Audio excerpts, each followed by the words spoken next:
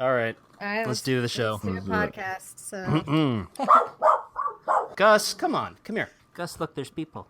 Gus, He doesn't want to talk to us.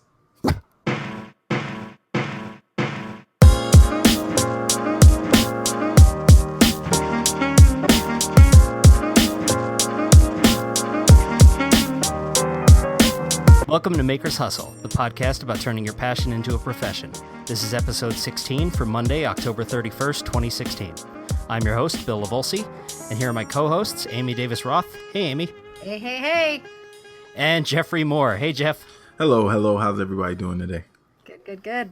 That was a good one. That was much better than last week. Better? Yeah. Yeah. So I want to take a quick moment, thank our top Patreon supporter, Luis Gonzalez, and a new supporter for this week, Laura Kampf. All right, ladies in the house, what's up? What's going on, Laura? Thanks, Laura. Thanks, everyone. Yeah, thank you very much for your support, and if you would like to support the show, you can check us out at patreon.com/makershustle. Yes, and we're giving out a keychain, right? Yeah. Yeah, we are. Giving out a keychain. Are we doing it now, or are we doing it next week? Does it matter? It matters. Are you done with it now? Yeah, it's done. And the only reason why I say we got to send it out sooner, because I was just going to kill two birds with one stone. I was going to mail that out and then mail Amy some stickers. So Yeah, I need some. So you need more than one excuse to go to the Yes. post office. Yeah, One apparently. isn't enough. So let's give it out so that I can have stickers that I Yes. can send to other people. one trip is not enough to justify. Okay. I ship from my office every day, so for me, it's not a big deal Yeah. to send stuff out. Well, all right. Let's do that. All right. Don't forget to take out the 3 people who've already won. When do we restart that? Like after everybody's won? Think so. Yeah, right. If that were to happen, then yeah, we would have to. Hopefully, that would never be able to happen eventually, but we'll see. Exponential Right. growth. Yeah. Okay, I got my list. Pick a number. From what to what? You know what? Just pick a number from 1 to 20. 17.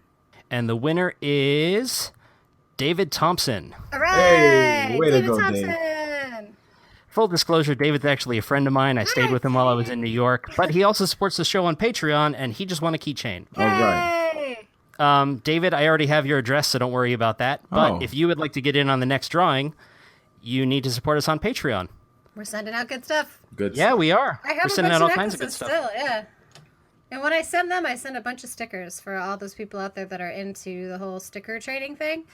I send stickers. Which is a ton of fun. Yeah, I send stickers for my blog and for me and for Maker Hustle, and so it's cool. Maybe Yeah, I should extra. send you some of my stickers. You can throw some Yeah. of those in. I there, too. have one of your stickers, so one of your stickers will go in there, Bill. Oh, cool. Yeah, no, send me some of your stickers. I'll totally start sending them out. All right. So, what's everybody working on this week? All right, I'm quick and easy. Couple things. The first thing that is probably the most exciting is I got 2 invitations to do some presentations in a couple of different, I guess you can call them trade shows. I can't mention the names yet because I don't even know if I'm going to do them. But I have a phone call tomorrow around 2:30, and then I have another one coming up. One is going to be in San Fran in January, and then another one's going to be in Toronto in February. So hopefully we have a nice conversation. We come to some agreements, and that's something that we get to do, or I get to do, and maybe you guys can come. And then the other thing is, and this is probably the coolest thing, which is very interesting, and I don't even know how it happened. Well, I do know how it happened, but I was at the Makers Fair. I was kind of interviewed by a Korean news broadcasting network, and they are doing a documentary on I believe they call it the 4th Industrial Revolution, which is the one that we're in right now. And so they interviewed me at my table, and they got a lot of cool shots at that. But then they reached out to me again and said they wanted to come and record me working in my workshop, which is my living room. So they're going to be coming to do that next week, and they're going to come in, get some shots. They actually wanted to come to my day job and record me teaching a couple of classes there too, but I didn't get the okay for that. So it is what it is. But other than that, still working on the curriculum. I've also been looking at different spaces that I could possibly start teaching some more classes here in New York City.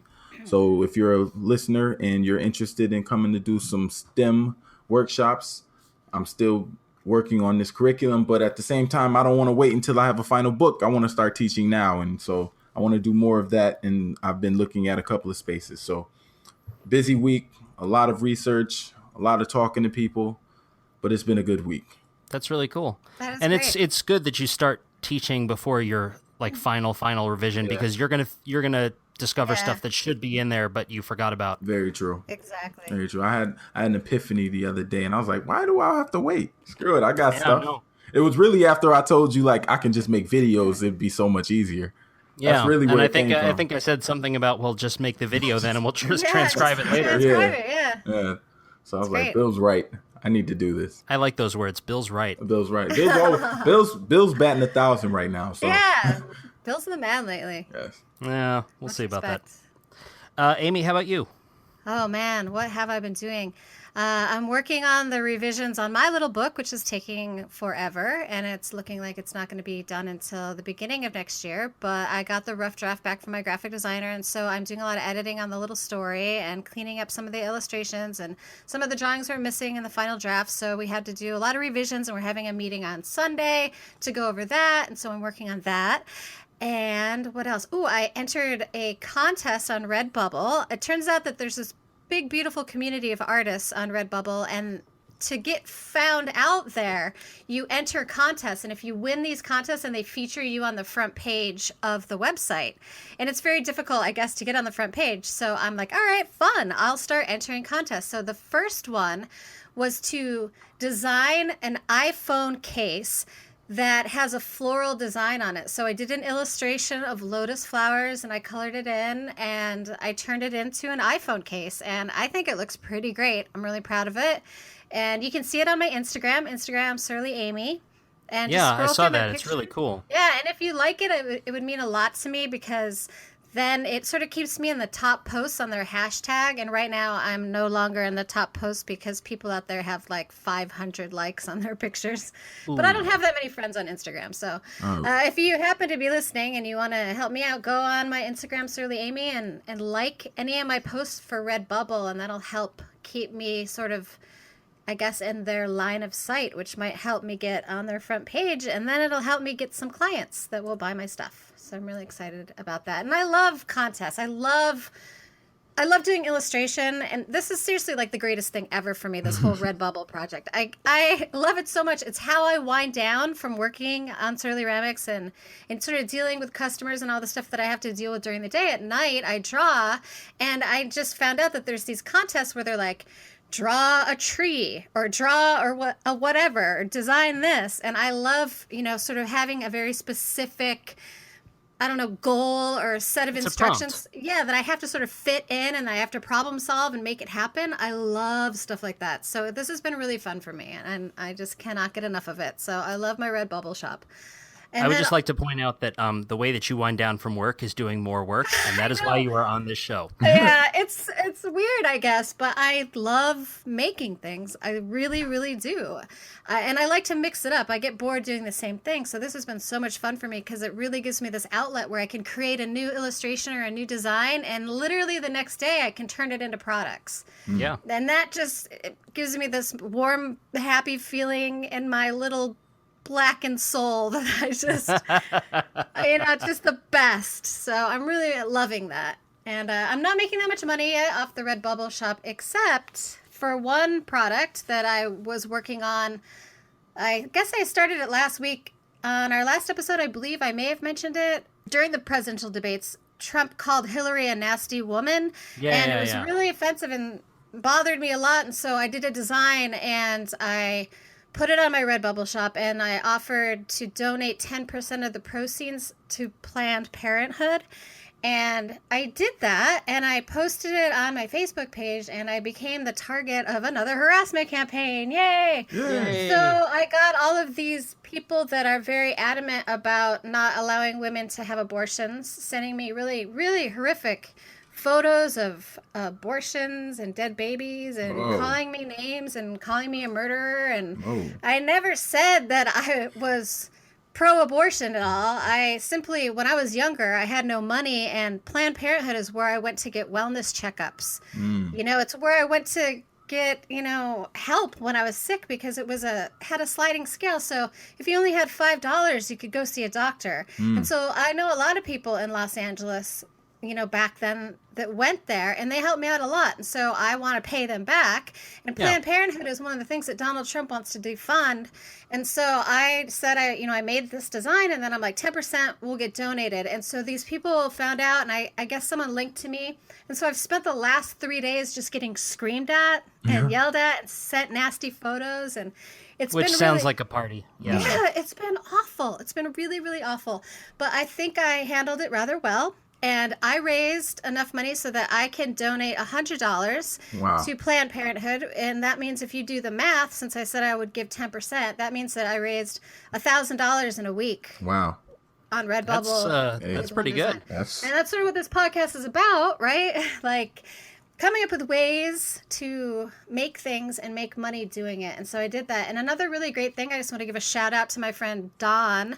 He saw all the negativity that was getting shot at me. And so he matched my donation by $500. Wow. He matched it 5 times. So altogether we raised $600 for Planned Parenthood from this design. So that's what I've been working on. I've been sort of, buffering all this hate while at the same time trying to focus on the fact that I'm, trying to do some good out there. So it's been a busy but exhausting week for me. I should have let you go last. That would have slid into our topic for the week pretty nicely. But instead, you have to hear about the crap that I've been doing. All right, so this week, I mentioned it a few weeks ago, but it is finally available, the Apple Press plans that I was working on with Matt Cremona. He released the videos, the plans are out, and this kind of ties into something that I've been working on. And Jeff, you mentioned, I think it was last week, you mentioned that one of the reasons you wanted everybody to be financially literate is because then we have a community that can help each other out. Yes. Well, what I'm kind of trying to build beyond just doing freelance writing and working on plans is I'm kind of trying to build like a maker support network, like a business where you can go to get all the things that you don't know how to do. That way you can just focus on doing your art and have somebody else handle all the other stuff. That other person being you, right? Yeah. Well, for some of it, I mean, there are things that I don't know how to do. And if this gets rolling well enough, I'm going to have to bring other people on who have other areas of expertise. But one of the other things that I was doing was I was helping someone negotiate a sponsorship deal with a brand, and it just worked out yesterday. And I don't want to go spilling anybody else's business on the air, so I'm just going to leave it at that. But it was very successful, and they are going to make a decent chunk of money from it, and I am going to make a pretty good chunk of change from it too. So everybody's happy. Like, the brand is happy that I brought this to their attention. The maker is happy that they have another sponsorship deal, and I'm happy because I connected these people and I get a little something for my time. Yay! And Gus is happy too. So, Bill, I've told my husband about you, and he really wants to meet you. And I told him about the deal that you were working on and that you're going to be coming into some money. And so we've decided that you should come visit because you'll have some extra cash. So just make that happen. All right? Thanks. Okay. Thanks so much. And bring Elaine. Okay. All right. I'll see what I can do. Guess that money didn't go too far, huh? That's I'm funny. Need you to come visit me. Right out the door. I don't even have it yet. It's already spent. Okay. On a vacation at Surly Ranch. Come on down. So, yeah, as Amy mentioned earlier, she talked about that shirt that she made last week. And last week, I got a little bit of feedback that was less than positive about the fact that we mentioned current events or politics on a show about making stuff. So what we're going to do this week is a little bit different. What we're doing is we're talking about the idea of how art and life are connected, specifically how current events can influence art and making, and sort of explore that topic a little bit, because it's more important than you might think, and there's a good reason why you cannot just wall off making into its own little box and pretend the rest of the world doesn't exist. Because how do you find your inspiration? I mean, I find inspiration in literally everything all around me all the time. And if I'm being bombarded with some certain type of negativity that has to do with maybe a political campaign that's being run right now, of course it's going to influence my art. It's influenced artists for hundreds of years in this country. You know, whenever there's some sort of a political upheaval, you see it happening in art. And you see it all over the world. I mean, you see it in work from Diego Rivera and all kinds of different cultural icons that were painters throughout history. You know, when Picasso with Guernica. Whenever there's any kind of political thing happening, you're going to see art as a result. And my making is very much connected to the art side of making. Even though my jewelry is very much a craft, I also do the illustrations and the paintings and all those other things. And I do think that example that I was using last week that turned a lot of people off, that I mentioned again today, where I made that nasty woman shirt and mug. There's mugs, there's, sweatshirts, there's all these different products. It's very typical of any kind of maker. It's not made out of wood because I don't use that material. It's sort of made out of an idea that I then present to Redbubble and then is consumed by the public. And either it's going to make it or it's not going to make it in terms of popularity and financial gain. But this podcast is about making money. And I think that that's a perfect example of how you can do that. I touched on something that is either a nerve in society. It's either positive or negative. Some people wanted to support it, and some people, like I said, were very, very angry about it and told me and told Bill and told a lot of us how upset they were about it. But ultimately, it was something that I made. I used my resources and my imagination to come up with a design. I created it, and it was successful. Whether or not you agree with the message that it sends is, in a sense, irrelevant to the idea that it's something that I made that made money. And that ultimately is what we're trying to help people learn about and to be able to do in whatever medium they're working in, if it's wood or metal or fabric or what have you. So I think ultimately it was a good thing. And I can't separate politics from my art. I think it's absolutely impossible. Well, yeah. And something that I wanted to hit on, you said that whether somebody agrees with the message or not, it's something that you made. Right. Something that I want to point out is that Amy has zero control over the message that you receive from that piece. That was deep. That was deep. It's true. It's actually a theory with a lot of art where you can say that the artist is dead because the art stands alone, and how you interpret that is up to the viewer. And so once the artist creates something and puts it out in the world, it's no longer under the control of the artist. It's now in the control of the viewer, and so it's up to the public to consume it how they choose. That's the only thing I understood. Let's put it this way. Every piece of art or everything that you make has a message to it, like inherently, because as an object, it symbolizes something, but you have zero control over what that message is. So I know a lot of the people in our audience are woodworkers or like that type of crafty maker, like with the workshop and the power tools and whatnot. Okay. So imagine for a second that you have a reclaimed wood coffee table. Okay. The top is made out of wood that was reclaimed from like a barn that was torn down or something, and then the base which is a made out of political whatever. act, by the way, because reclaim, upcycle. Am I just jumping all over you? Yes, that's right, okay though. It's good. It's good. I don't want you to jump. I want this to be a conversation. I don't want to lecture. Lectures. Right. That's literally one of the things that popped in my head last night when I was thinking about this topic was that, upcycling is a big thing in the maker community, and it's really great. And one of the reasons it's great is because, recycling items is beneficial to the environment, and it's also affordable for makers. So there's two things that are working together that are actually political if you think about it, and I think that's important. Yeah. So I'm not going to jump all over it anymore, but that's definitely it's okay. act. But the I don't want to get too theoretical on this, okay? But an item can signify a lot of things, okay? So we have our table, and to Amy, she sees this reclaimed wood, and she sees this as environmentally conscious and affordable, which are two things that it can signify. Because a lot of people get into reclaimed material not because they're trying to make a statement about the environmental impact of consumerism. They do it because they don't have any money and they want material to work with. I think the first thing that I built was made out of a shipping pallet because, you know what? That's what I had. But to other people, that rustic reclaimed look is just trendy. They're not thinking about the environmental impact. They're not thinking about the political statement about consumerism. They're not thinking about saving money. They're just thinking that it looks good because they saw it in a magazine somewhere. The table itself doesn't mean any of those things, okay? It's the person looking at the table decides what it means to them. So right, it's just a table. Yeah, Amy's shirt is it's some fabric with some ink on it, okay? The message that you take from it, Amy's supporting Planned Parenthood because it was an important resource when she was, earlier in her life when she didn't have any money. Other people see it as a provider of abortion and therefore like something that is against their ethics.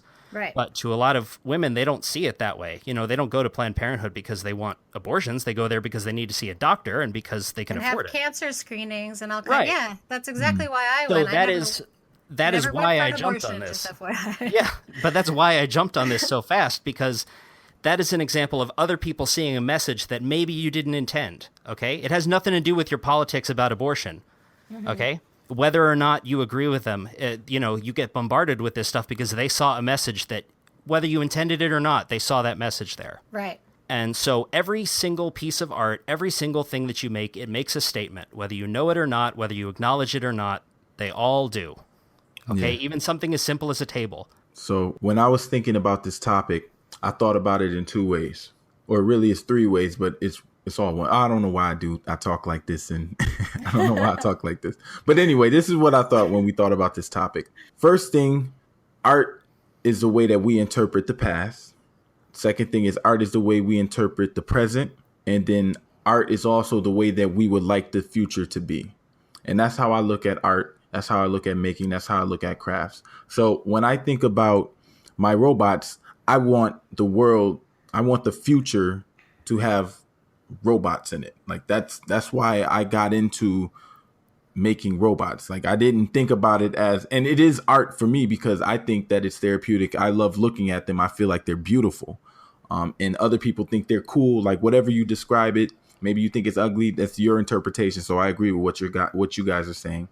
And then I think about the way that I make videos and the way that I, from a media production aspect, I make videos to communicate how I feel about the present. I haven't done anything about the past yet, but I guess now that we talk about this, I need to start making some videos and communicating how I feel about the past. But I look at making as communication, right? And you're not making something for no reason. Everything that you make, you're making it for a reason. You're making it so that one day, hopefully people will appreciate it, but it means something to you. And even if it means something completely different to somebody else, that's fine, because we can't control how they interpret it. But I think when you start to think about art and culture, art and society, there is no way to separate the two, because there would be no art without culture. There would be no culture without art. And they constantly overlap. And one of the things that I think about from this, it's so crazy how people look at like rap music, right? And they say, why do they rap about these things? And really, if you look at the history of hip hop was started in the 70s and 80s in the Bronx from people who just wanted to tell stories about what they were going through. Yeah. And if you look at the differences in the way that music was, I'm gonna get on poetry in a second. The poetry is deep, and I want to start here, but then I want to go back. But so starting in the 80s when they started rapping one way, right? It was a little bit more up tempo, right? Then we moved to the 90s that's where gangster rap started, and then we have the 2000s, which was a little bit of mix between up tempo and gangster rap. And now we're in the 2016s, and I don't know what the heck they're doing. But that's not the point. The point is, as society and culture shifts, so does the art, so does the music, right? And it's so crazy to me how people make the comparison to music and say, like, this music is no good. Like, why do we listen to it? It doesn't communicate anything. It doesn't communicate anything to you, but for the people who make it, it's their story, right? Yep. And I know you mentioned a couple of people, but I think back to like Othello. Shakespeare wrote all those plays, like, what is it, Macbeth? And if you think about things like that, like there was rape, murder, all types of things in those plays, but we glorify that as true art, right? And the way that like the pinnacle of literature. Exactly. Right. Like we look at this like it's true art, but all of these crazy things are in it. But you look at rap music today and people talking about what they're going through, and we try to say that that's not the same. Like we say, oh, well, that was back then. Like that was okay. That's how they communicated. Well, today, this is how they communicate. This is how they tell their story. No, Shakespeare knew how to sell tickets, man. It was either sex, murder, or witchcraft. Yeah. Right up front. Right. But that was what was going on in the society at the time. Right. And whether he agreed with it, what was going on, or he disagreed it, I don't know. I don't know too much about Shakespeare. Maybe you guys can help me out here. But his art, what he made was a reflection of his beliefs, of his society, of the world around him, of what he saw the future, what he saw the past, what he saw the present. And I think that you can't be a creative person without being impacted and wanting to share how that impact affects you or what you think about that impact. Well, that's something we've even talked about before. We talk about the importance of like feeding your brain and about taking in new experiences and seeing new things. And the reason for that is because you can't be creative without incorporating the world around you. Yes. So the world around you is going to include the things that are happening. Right. And so my work is often an expression of my experience as a woman in society. Just like I assume that Jeff's work is often an expression of being a black man in society. And Bill, I don't know what you're expressing, but I guess it's the social norm that we're expected to. Well, it's funny because the reason my art doesn't necessarily reflect that. My art doesn't reflect that, but that's only because my art is futuristic. I don't know why I said futuristic, but my art, the thing that I make is something. But what does fire me up is when I go to like a maker's fair and there's 100,000 people there and I'm presenting to all these people who don't necessarily look like me. Right. I don't know how many Chinese kids I talk to. I don't know how many Indian kids I talk to. I don't know how many white kids I talk to, but I can count on one hand how many black kids I talk to. Yeah, and that's extremely important. And So that's whether you know it or important not. to me. Oh, yeah. it to me every time I go, I'm on the lookout for that. And you'll notice that I spend a lot of time talking to those little black kids, right? And that's because and even with them, they walk around and they don't see any other presenters. I look around and I'm the only black presenter. I was about to say, Jeff, like you remember how many black kids you talked to, but you know what? They remembered you. Yeah. Yeah. I promise you that. Yeah. And that's part of the reason why I want to make this book, why I need to teach these classes, because that's something that means a lot to me. Right? Like I make robots because I enjoy it, but I create because I want to empower kids to get interested. Like the reason why I got into making robots was because in this new world that we live in, if you don't have a technical background, you're going to get left behind. If you don't have an understanding of science, technology, engineering, and math, you're going to get left. Let's do STEAM. And art. We can do art too. Instead, science, technology, engineering, art, and math.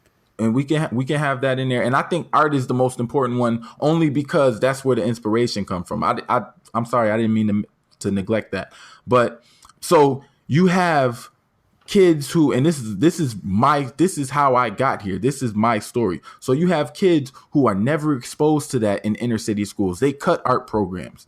They cut shop programs. They don't have technology programs. After school programs, very few kids receive, even though they have some programs, very few kids receive quality after school programs around science, technology, engineering, arts, and math, STEAM, right? And so because they're not exposed to that at a young age, they don't know that that's a possibility. And just like me, when I was younger, the only thing that I was exposed to was football. So obviously, I'm just going to go as hard as I can in football. And the little exposure that I had to STEAM, right, it was hard for me. And because I didn't see anybody that looked like me that could do it, I was like, yo, why should I try? Right. And so fast forward 10, 15 years, when it's something that I want to do, it's that much harder for me to learn because I haven't gotten that exposure. I don't have the connects. I don't have any mentors. So basically, I'm trying to create an opportunity for the next generation. Yeah. Right. And that's why I make what I make. That's why everything that I do, there is always the cultural aspect, the social, political aspect of what I do, because that's what's important to me. If it didn't bother me, then I would be out here with a regular 9-to-5 and I wouldn't care about what's going on. So you know what's funny, though? Yeah. What's funny is that somebody can like your work and have no idea that that's why you're doing it. Absolutely. You know, somebody can like your work just because they like robots, you know? Yeah. Some kid, it's like, oh, I watched a lot of anime and those look like anime robots. Anime's awesome. I want to support this. You know what I mean? And that's fine too. Yeah, that's fine too. I'll take all kinds. Saying about like you have zero control over that message. Like even when you make the message explicit, like you just did, you still don't have any control over it. Yeah.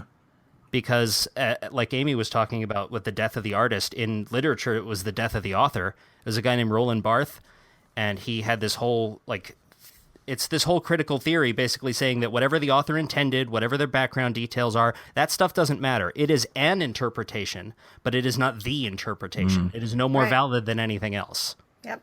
So I'm learning so much about art history here. Yeah, it's good stuff. It's actually, you learn this stuff and then you go out and look at the rest of the world, and it's kind of, it gives you 5 or 6 new ways to look at everything. It's really cool. That's why I enjoy it. It's not because I like to nerd out about this stuff. It's just because it lets you appreciate things. Even if you don't like the thing that you're looking at, you can still appreciate it from several different perspectives, you know?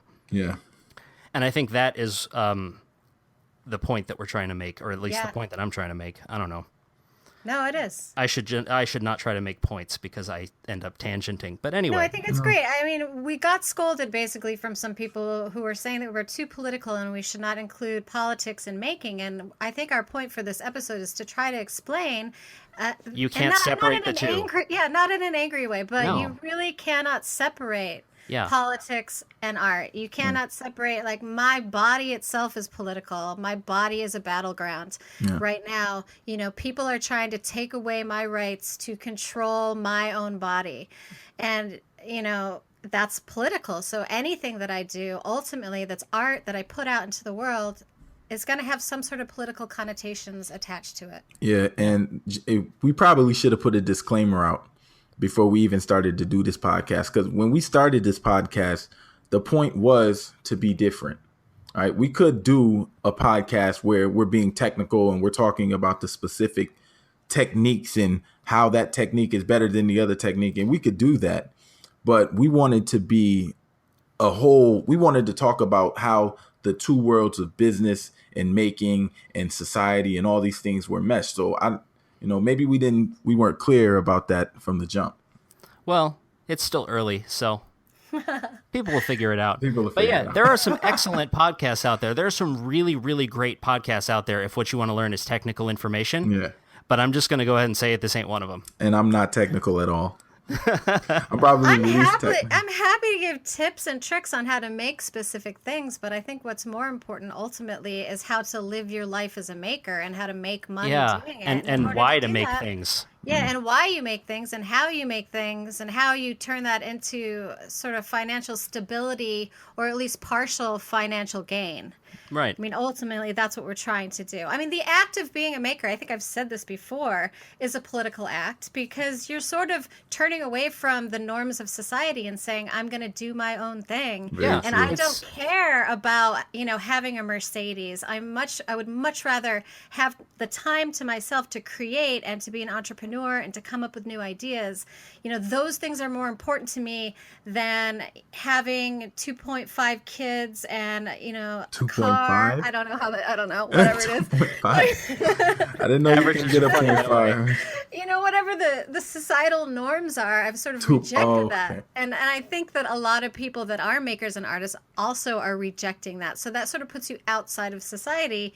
What is expected of you, and that itself is a political act. But I mean, the funny thing is, even taking it to a more basic level than that, okay, I don't want to say taking the politics out of it because it's still political, but the act of making something, even if you don't do it as a business, even if you still have a 9-to-5 job, if you go into your garage on the weekend and make something, okay, the statement that is making is that making things is better than buying things. Yeah.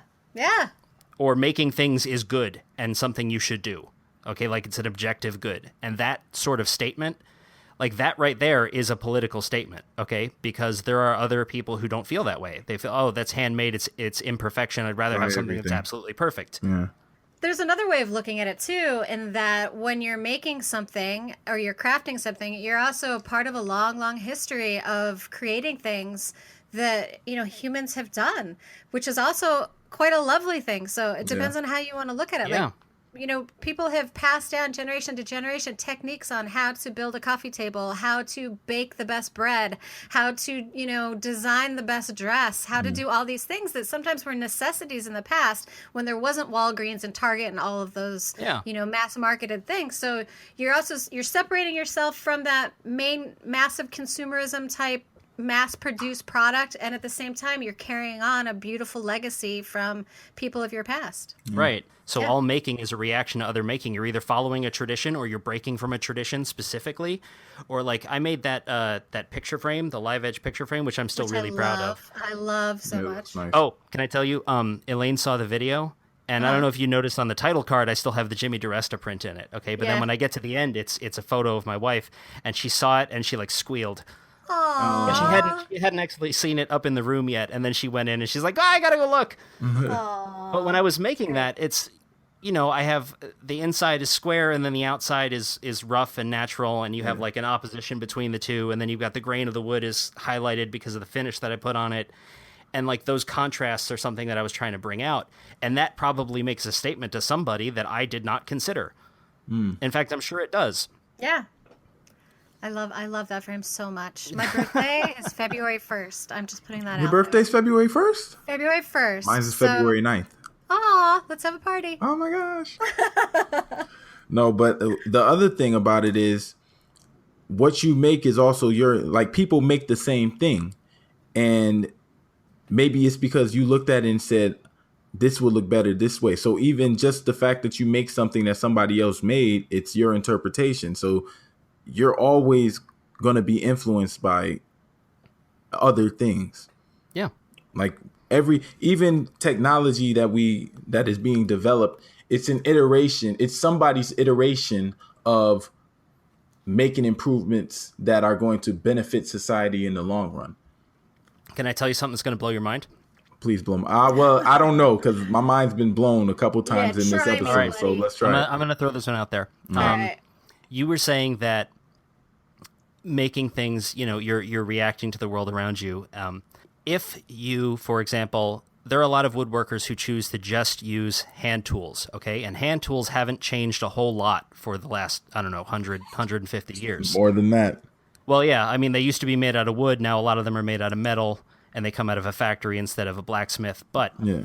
the idea is, even if you are one of those people who chooses to work entirely with hand tools, okay, and you choose to reject like the modern advances, and there are people like that, they look at CNC machines or laser cutters and they just, nope, don't want any part of it. If you choose to reject those things, like that in itself is a reaction to society. You are rejecting modern advances and choosing to carry on a tradition in the traditional way. So if you Right. choose to make a chair entirely with hand tools, the same way that they've been doing it for hundreds of years, that is a political statement. Yeah. It My doesn't mind's matter not what you're blown. doing. No, your mind isn't I was blown. about to say that. I was waiting for the punchline. It never came. Well, now I thought just maybe feel you bad. had something else after. And then that comes to life and murders your family. Poof. My mind is blown. Okay.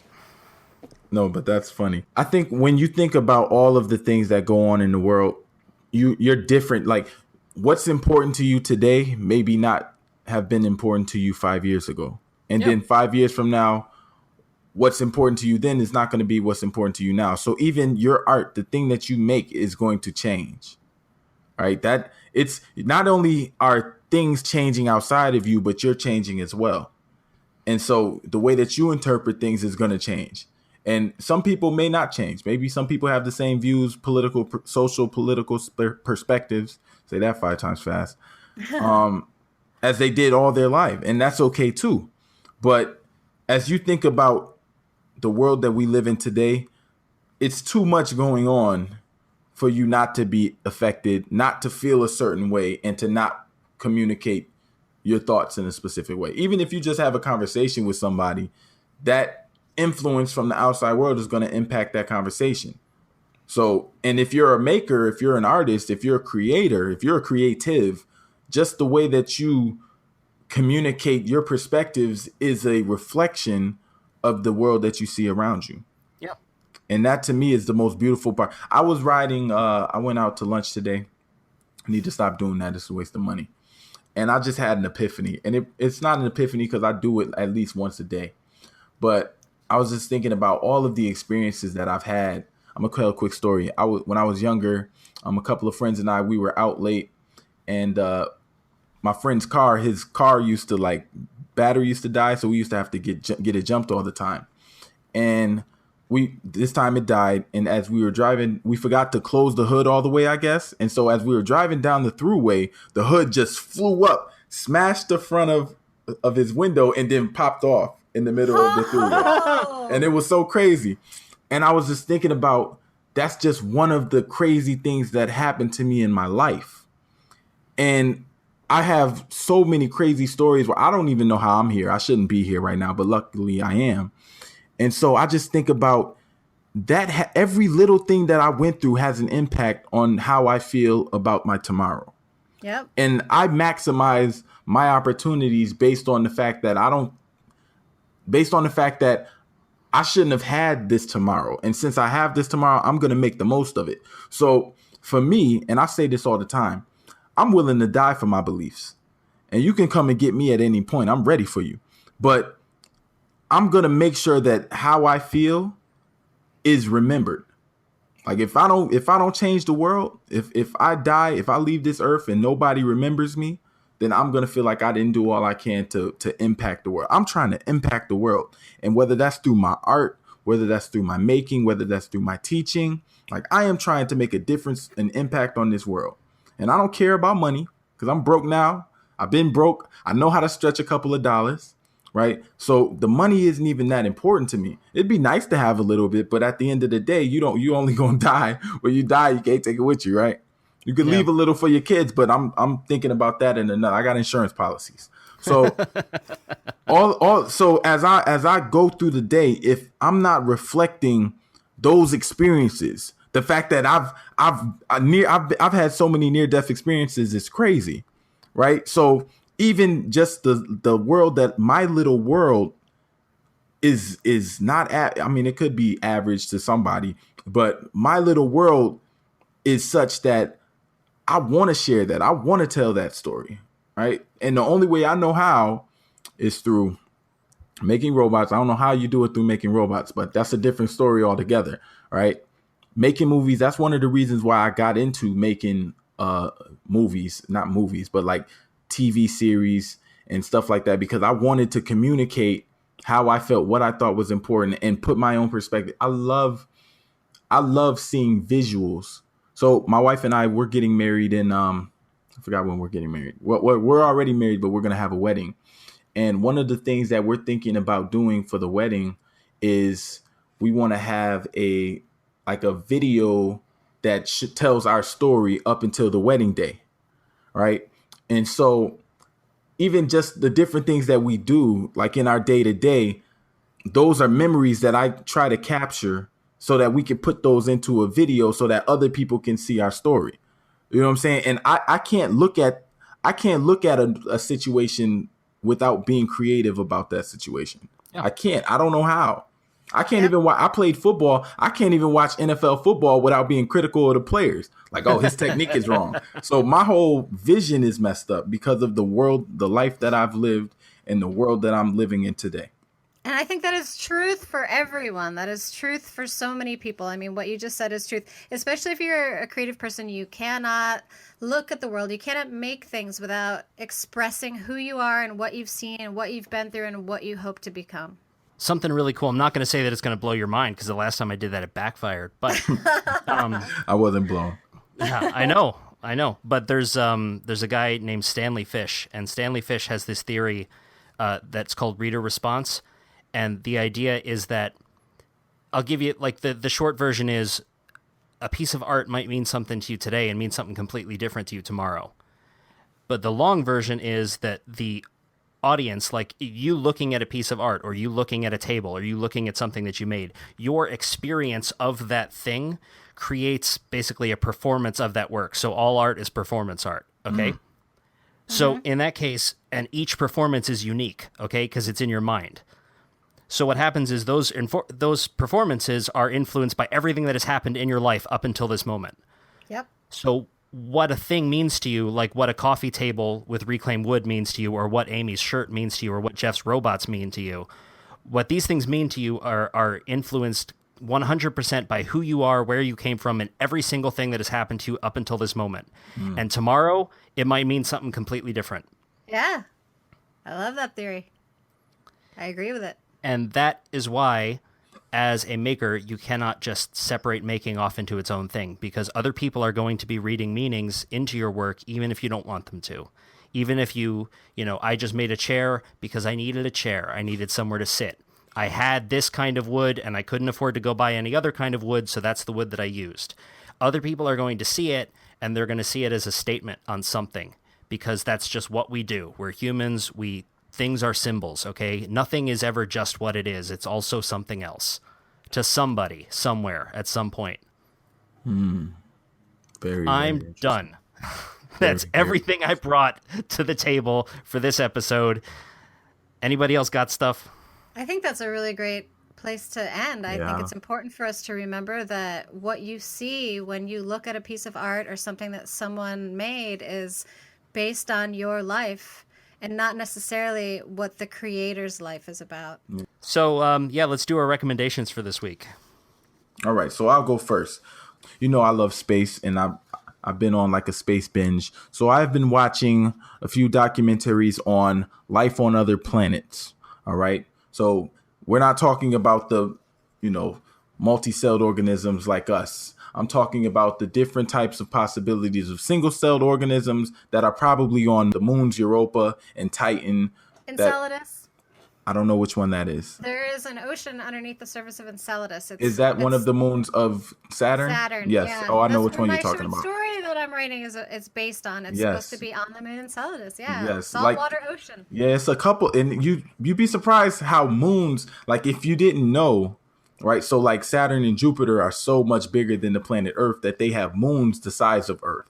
Like that's crazy, right? And how there's not ice caps, but like the outer atmosphere is literally ice. So we have to land on that and drill down like a couple miles. But then if you get down there, you have oceans of either water. Some of them have methane oceans. Like literally there's oceans that are made of materials other than H2O, which is kind of cool to me. So I've been watching a couple of documentaries, one specifically, I think people would want to check out because it just shows how, we're not the only ones out there. We can't be the only ones out there.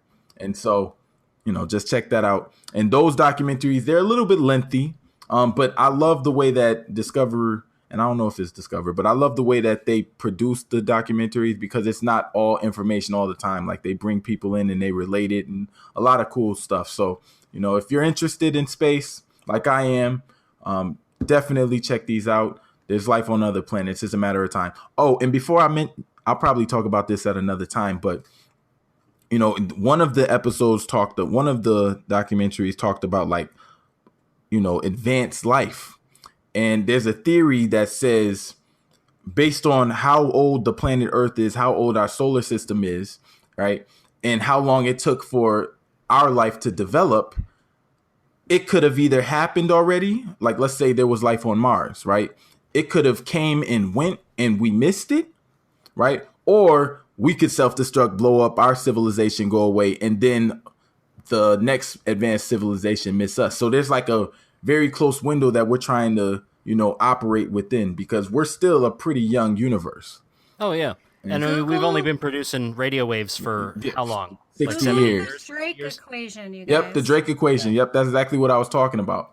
It's a lot of math in there. And it's funny because the Drake equation is based on the numbers that we have that determine how many specific planets are going to be able to sustain life and how many of those there are in the universe is based on a factor of 1 because we're the only one that we know of. So it's kind of cool. I love the way that they break that down. But it's funny. People ask me the question like, so do you really think that there's life in the universe? And I'm like, it probably is, but I don't want to find it in our lifetime because if we find it, that's okay. But if they find us, we're screwed. Screwed. If we find it, we may contaminate their life. Yes, that too. And that worries me. Yes, that would not be favorable. Well, the good news is if we find it, it's probably too far to get to. So yeah, but if it gets to us, we're in trouble because we can't even get to Mars and back. So if they can land on us, it'll be some stuff. And don't think Independence Day is going to be the way it goes down because it won't. it No, won't. Elon Musk is working on it. He's gonna. I had a get it. terrible joke about methane oceans that I got to sneak in there. You were saying it's really cool. It is cool. It's so cool. It's cryogenic. Yes. But Oh, that too. done. Amy, how about you? Well, somehow we've like swapped personalities here, me and Jeff, and he's become the science guy, and I've become the entertainment gal. So I want to recommend that I don't know, anything that will get your mind off of the elections and the vitriol that we are seeing thrown all over the place. So I recommend a couple shows that you can get on Netflix right now. One of them is Lady Dynamite. And that is a show by Maria Bamford, who is a really great comedian who I just bought tickets to at the Nokia Theater in Los Angeles on November 17th. I'm really excited. She's a fantastic comedian who does a lot of talk about being bipolar too, and how she has sort of managed her life in a very funny way and managed her career while dealing with mental illness. And she also has a really great way of sort of talking about ageism that women in Hollywood are affected by. And Lady Dynamite is a really funny, really fun show. So I recommend that. And then also, Documentary Now, if you haven't seen this yet, is a really, really funny show that has Fred Armisen from Portlandia, and I can't think of his name right now, but one of the guys from SNL, and it's really great. There's a lot of guest stars from Saturday Night Live that are on Documentary Now, and it's basically mockumentaries that are just done in a really creative, really funny way. So I'm recommending some fun entertainment shows to sort of get your mind off your troubles and forget about politics for just a little bit. Sounds good. So my recommendation for this week, since we talked about art so much, is a YouTube channel called Get Hands Dirty. And Christiana is based out of Portugal, and she is an artist if ever there was one. I've had a few conversations with her, and just her perspective on the world and the way that she looks at things is just, I don't know, it's just fundamentally different somehow, but in like the best possible way. Every time I talk to her about something or ask her a question, I come away with an answer that I wasn't expecting, but it's also better than the one that I was hoping for. And her videos are just dynamite, and everything that she makes is really cool. So go check it out. I'll have a link in the show notes. It's great. Get Hands Dirty, YouTube. Go look. Get dirty. Yeah. So where can everybody find you? All right. If you're looking for me, you can find me on Facebook and Instagram. No, on Instagram and Twitter at more_4. And you can find me on Facebook at more4 with the F being the number 4. Please fix that. Yes. Sorry. Amy, how about you? You can basically find me on all social media as @surly-amy, and you can go to surly-ramics.com as a portal to everything in my life. So you can find my Redbubble shop there. You can find where I'm going to be. You can find everything at surly-ramics.com. And you should definitely go check out Amy's Instagram and go look at that phone case and give it the little heart if you like it. And you will like it because it's good. Thank you. But yeah, go check that out. You can find me at onecarworkshop.com. Everything's linked from there. I'm just going to keep it easy this week. Also, for the people who are searching for me on YouTube, it's LIVOLSI. I've had some funny spellings show up in the search terms for my channel. I just wanted to give everybody a hand. All right. So that's it for this week. If you're listening to the show on iTunes, please take a moment to leave us a rating and tell us what you think. You can also find us on Twitter, Facebook, and Instagram at Makers Hustle. If you would like to ask a question, give feedback, suggest a show topic, suggest a guest host, give us a name for the robot, you can hit us up on social media or send an email to info@makershustlepodcast.com. Once again, thank you so much for listening. We all enjoy having you here, and while this show might be over, the hustle never stops. Oh, you were waiting for Jeff was asleep with the switch. No, he killed it. The hustle never stops. All right. There you go. See you next week, I everybody. forgot that was a thing. I'm sorry. It's cool. Guys. Bye. All right. And yeah. Hey, that wasn't so bad.